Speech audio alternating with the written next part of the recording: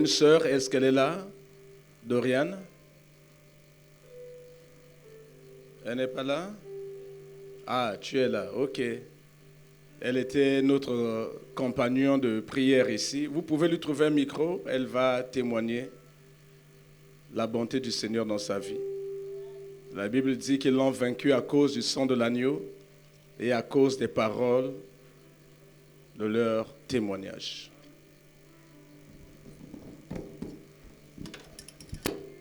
Le Seigneur m'a dit qu'il fait tellement de choses au milieu de nous, mais moi j'étais un peu réservé. Maintenant, Dieu me dit systématiquement de dire au peuple ce qu'il fait dans la vie des gens. Il y a plusieurs personnes ici que Dieu a opérées, pour lesquelles Dieu a opéré des miracles et autres. Mais aujourd'hui, on va d'abord entendre ce miracle. Après, d'autres jours viendront où le Seigneur désignera, où la personne elle-même s'élèvera pour bénir le peuple de Dieu avec son témoignage.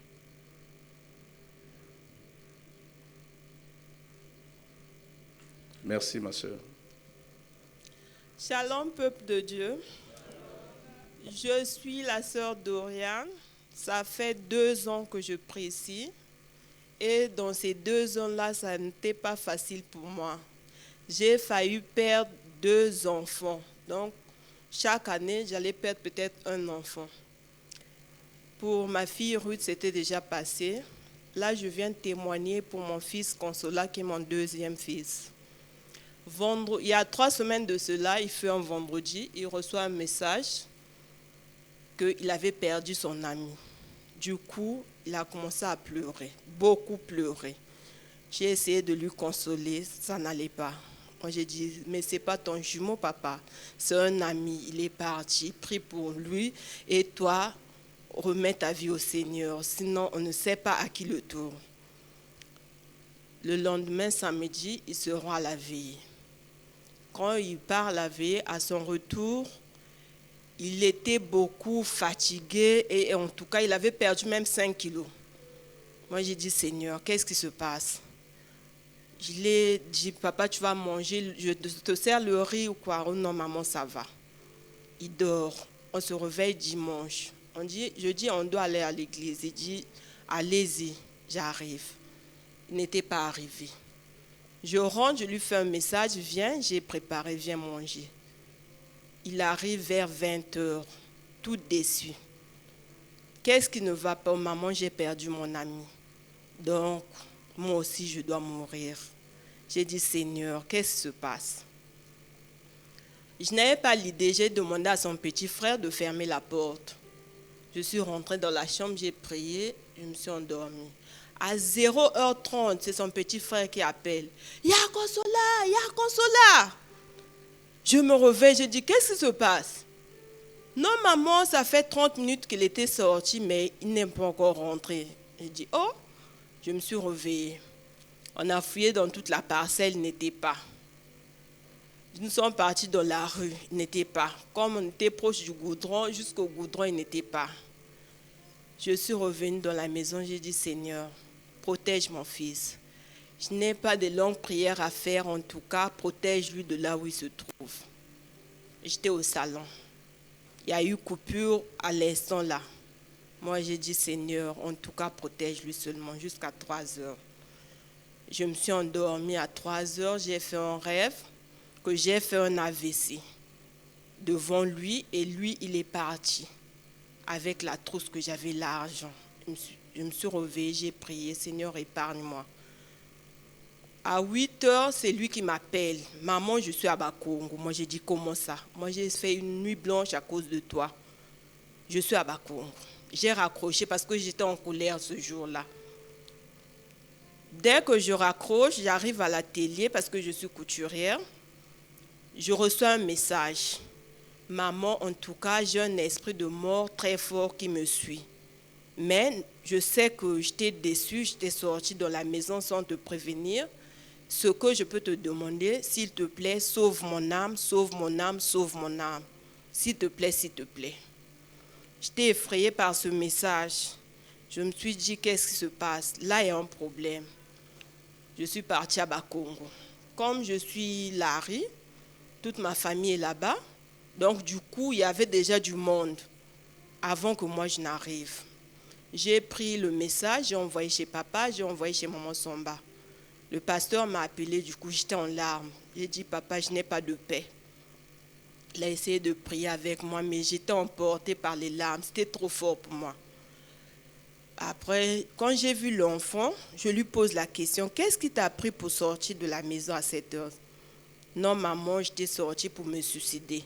Mais de Bakongo, de Mukondo, jusqu'à Bakongo, je n'ai pas vu une voiture à vive allure. C'est ça, ce mot qui m'a empêché de mourir, sinon on n'allait plus se voir. J'ai appelé maman Samba, vu que maman Samba ne réagissait pas au message. Elle m'a dit, non, je suis en congé, je suis à la maison. Arrive même, toi, on va prier. Si l'enfant ne peut pas arriver, mais au moins, toi, arrive. Je suis rentrée dans la maison, tout le monde était là, j'ai pris l'enfant. J'ai dit, on va chez maman Samba prier. Tout le monde me criait, non, on doit chercher là où il faut soigner l'enfant, ça c'est un esprit. Moi qui ai le dernier mot, c'est mon fils. J'arrive. Je suis partie chez mon Samba, on avait beaucoup prié ce jour-là. Consolé était seulement en larmes. Je ne savais pas si c'était seulement les larmes de tristesse à cause de son ami ou quoi. Or que le diable était déjà là. Au retour, on rentre, il ne dort pas. Le lendemain, là, j'ai dit non, je dois trouver un docteur. J'ai trouvé un docteur, on m'a prescrit Aldol, 5 mg. J'achète ce produit, on me dit il doit prendre seulement un comprimé par jour. Ce soir-là, je lui donne un comprimé. Moi, comme il disait que je dois me suicider, donc j'avais seulement l'idée de cacher les couteaux et tout, et j'ai oublié ce produit-là sur la table. Quand je dors, à mon réveil, il devient mon premier bébé ce jour-là. Je l'ai fait le petit déjeuner, j'ai dit je dois manger devant moi. Il a pris son petit déjeuner sans rien signaler. Quand j'ouvre les produits, il avait encore pris 19 produits de plus. Plus le premier comprimé là, il faisait 20 comprimés. J'ai dit, Seigneur, quelle maladresse. J'ai dit, mets-toi debout. Il se met debout. Maman, je n'ai pas pris le médicament. Ne panique pas, je n'ai pas pris le médicament. Je fouille ses poches, rien. Je pars dans leur chambre, rien.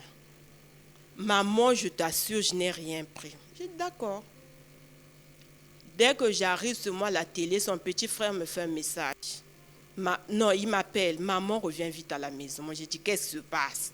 Reviens seulement, je ne peux pas t'expliquer. Quand j'arrive, il commençait déjà à faire les crises. Donc, son cou là, si son cou va de ce côté, les pieds de l'autre côté. C'est comme si on était en train d'essorer l'enfant. Je veux partir. J'ai appelé mon beau-frère qui me dessine. Il me dit, viens d'abord à la clinique. Nous sommes partis à la clinique, il a dit, je peux traiter. D'accord. J'ai appelé le pasteur. J'ai dit, papa, là nous sommes à Sadelmi. Regarde ce qu'il a fait. Le pasteur a prié. Dès que j'entre dans la salle, là où il était, sa poitrine était bombée. Moi, j'ai dit, mais pourquoi tu fais comme ça? Maman, réveille-toi, je suis en train de mourir. C'est la position quand les hommes meurent, prennent. J'ai dit, Seigneur, épargne mon enfant. Je me suis mis à prier, à prier. Il fallait chasser l'esprit de mort. Moi-même, je me suis dit que oui, ça c'est le diable en personne. On a prié. C'était passé. La nuit là, on nous dit non, vous allez dormir ici. Je veux vous libérer demain. La nuit là, j'ai encore prié. Je fais un rêve.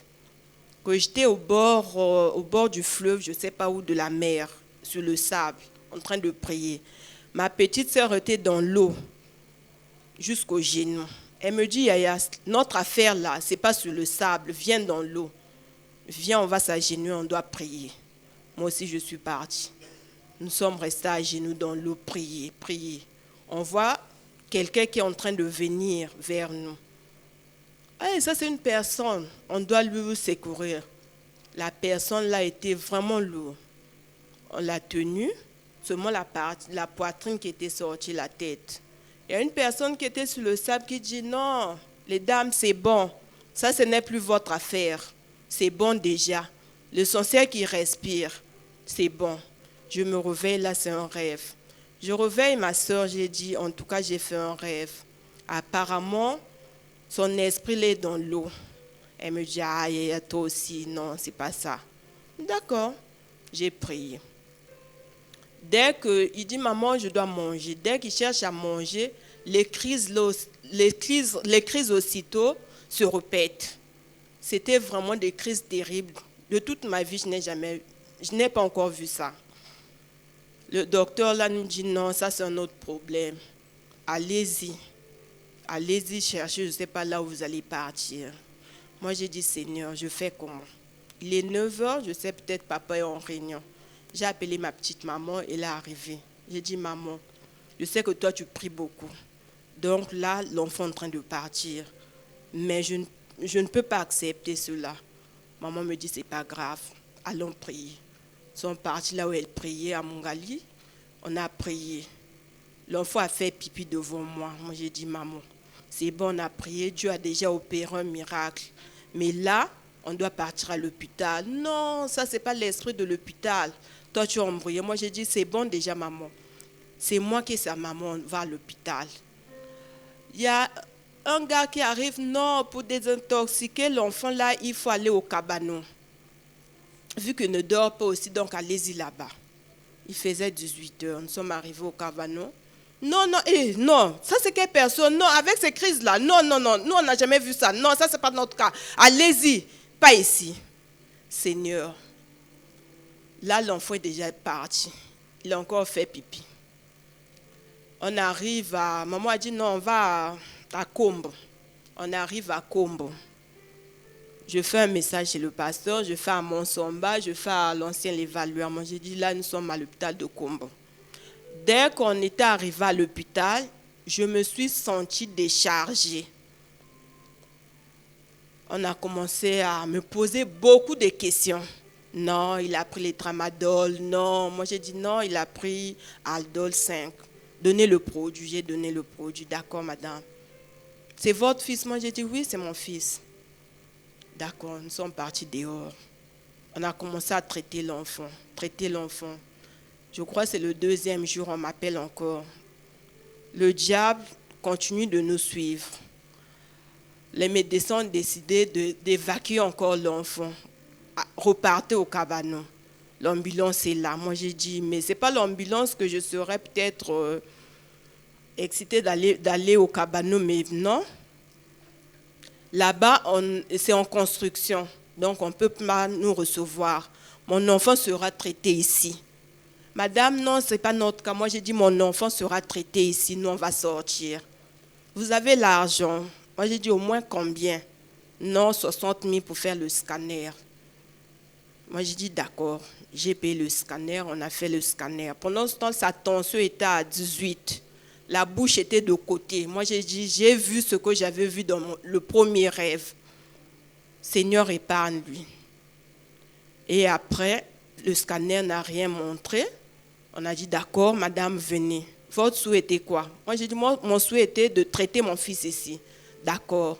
Donc, votre fils sera traité ici. Moi, j'ai dit, amen. Je suis sortie. On nous met dans la salle. Derrière moi, parce que j'étais partie me changer à la maison, elle était restée avec ma petite soeur, la soeur Dorcia. Elle m'appelle. Yaya, reviens vite à l'hôpital parce que là, nous sommes déjà en médecine, mais il est très agité. Le médecin, là aussi, était vraiment en colère. Il a dit, sinon, on va nous chasser d'ici. J'arrive. Au fond de moi seulement, j'ai prié. J'ai dit, Seigneur, ne m'abandonne pas. Là, je suis devant les montagnes. En tout cas, ne m'abandonne pas. Ça, c'est un témoignage. Moi, je veux témoigner un jour à l'église. Mais, sauve mon enfant.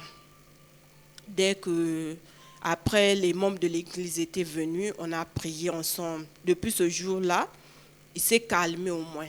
Mais en lui, il se sentait toujours mal à l'aise. Il demande même, on doit sortir vite de l'hôpital, maman, parce que je me sens mal à l'aise. Grâce à Dieu, nous sommes sortis 6 jours après. Même les gens qui étaient en train de dire, madame, à chaque heure, tu as au moins une ordonnance. Vous partez déjà? Moi, j'ai dit oui, on part, on sort. Il est guéri. Moi, j'ai dit oui, il est guéri. Nous sommes arrivés à la maison. L'enfant était toujours mal à l'aise. Maman, je me disais que c'était seulement à l'hôpital que je me sentais mal à l'aise, mais en tout cas, ça ne va pas. Je me sens mal à l'aise.